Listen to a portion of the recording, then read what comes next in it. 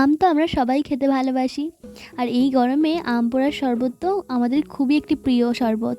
তাহলে চলুন আমরা আম পোড়ার শরবত কীভাবে বানাতে হয় দেখে নিই। তাহলে আম পোড়ার শরবত বানানোর জন্যই প্রথমেই আমাদের লাগবে কাঁচা আম। এখানে আমি 3টে আমকে ভালো করে কেটে নিয়েছি। লাগবে নুন, লাগবে চিনি। প্রথমেই আমরা আমটাকে ভালো করে গ্রেট করে নেব। গ্রেট করে আমরা একটি বোল নেব। বলে আমরা প্রথমেই দেব লবণটা, তারপর আমরা এতে দেব চিনি।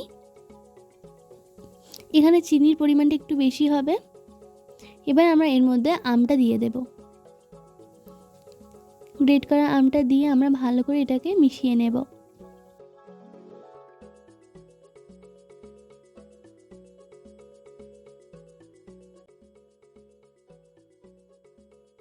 এখানে আমি আরেকটু চিনি নিলাম, 1 চামচ মতো।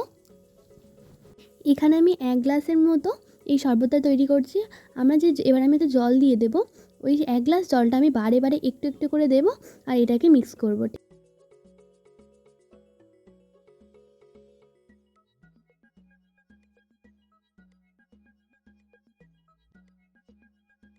এরপর আমরা একটা ব্লেন্ডার নেব, নিয়ে এটাকে ভালো করে ব্লেন্ড করব।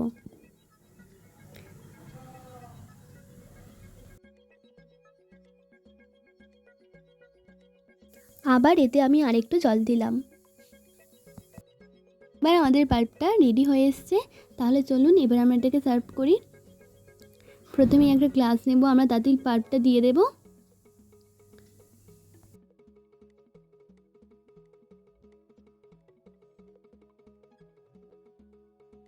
আমরা এর উপর থেকে আইস কিউব ছড়িয়ে দেব।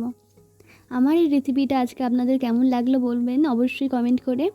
আর আমার ভিডিওটাকে ভালো লাগলে লাইক, শেয়ার আর কমেন্ট করবেন। আর আমার চ্যানেলকে অবশ্যই সাবস্ক্রাইব করবেন।